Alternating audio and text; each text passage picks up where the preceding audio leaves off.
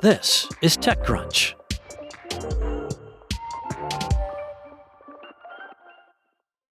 The Amsterdam-based company Polars, behind the popular open-source project of the same name, has raised about $21 million in a Series A round, led by Accel, with participation from Bain Capital Partners and angel investors. But while raising that kind of money is the dream of many developers, its creator, Ritchie Vink, didn't set out to do so. It all started as a pet project during COVID. Frustrated with the limitations of Pandas, a tool for organizing and working with data tables, Vink decided to build a better query engine in Rust. Fast forward 5 years, and Polars is today widely used by data scientists and teams for its ability to process data much faster. This combination of performance and popularity was what caught venture investors' attention, but the Series A was spurred by Polars' roadmap for becoming a scalable business. 2 years after launching as a company, the company this month launched Polars Cloud, a managed data platform that lets users run queries in the cloud at scale. Accel partner Xenia Loganov, who led the funding round, said, "In the open source community, the joke is that you can rewrite anything in Rust and it becomes better. The reason that it's a joke is that it is not a real sustainable advantage, and you need to do a lot more." For Vink and his co-founder, former Zomnia CTO Chiel Peters, doing more means building products around the tool, like Polars Cloud and Polars Distributed. The latter is a distributed engine that will support use cases involving petabytes of data rather than small data sets, and is currently available in public beta. Vink said, "Building the new feature is what most of the funding will go towards." With Polars Distributed, the startup aims to challenge Apache Spark, whose creators founded Databricks. For Polars, going after Panda's market share was enough to secure a $4 million seed round, led by Bain Capital back in 2023. But Pandas remains open source without a dedicated commercial platform. And even though Polars has surpassed 24 million downloads, the path to returns would be unclear if it were not for Polars Distributed and the ability to scale up from a single machine to a managed cluster.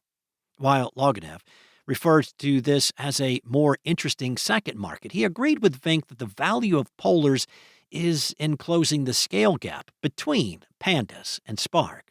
He said, "If you go into being able to process data sets of any size and complexity, you're solving a lot of challenges for a lot of enterprises. So we felt that the ultimate market is potentially extremely large." Polars claims the core product is already used in production across finance, life sciences, and logistics. Still, Polars Cloud and Polars Distributed are opening a new chapter for the company. For other founders hoping to turn open source projects into commercial ventures, Loganov points to a key lesson from Vink's journey. Polars became successful because it addressed a really big problem.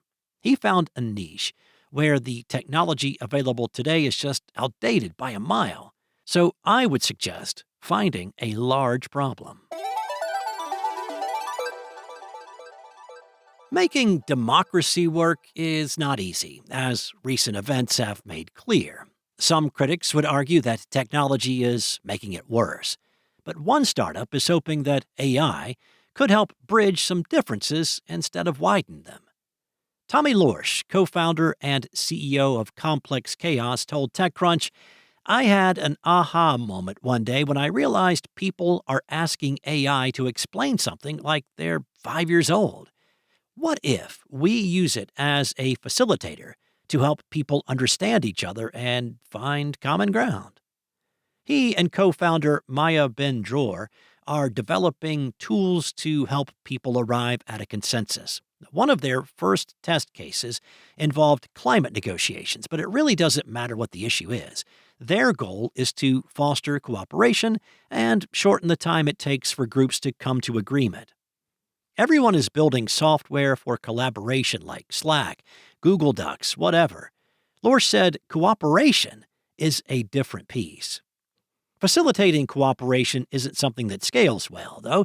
He said typically trained facilitators will spend time with groups to help them arrive at a consensus, but that process can slow down when negotiations or preparations happen across time zones or even in different rooms. Lorsch was buoyed by a recent LLM developed by Google called the Habermas machine, which was developed explicitly with that goal in mind.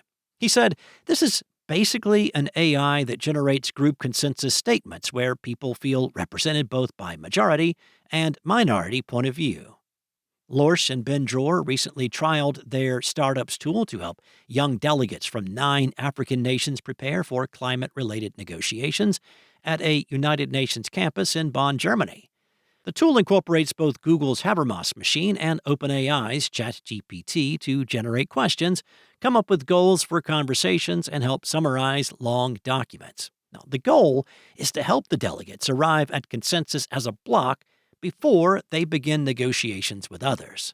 Ideally, the tool would help speed things during negotiations as well. When blocks or delegates from groups of aligned countries encounter new information in the process of a large negotiating session, they often need to regroup to process the new information. ComplexChaos hopes that its tool can help shorten that time. In the trial with the delegates from African countries, ComplexChaos said that participants reported up to a 60% reduction in the time it took to coordinate, and that 91% of participants said that the AI tool helped them see perspectives they would have otherwise missed. ComplexChaos is also pitching its cooperation tool to companies, including tech companies and large consultancies. Lorsch said, "Strategic planning by AI is basically the same problem. The annual strategic planning process of most companies takes about 3 months of the year, with back-and-forth negotiations, multi-layer, across time zones, across teams, and so on and so forth." But Lorsch and Ben Dror are most enthusiastic when talking about climate negotiations. Ben Dror said, "If AI can shorten these processes, simplify them, then we'd be so much better off, not just for climate, for anything sustainability, for any big challenge that we're facing."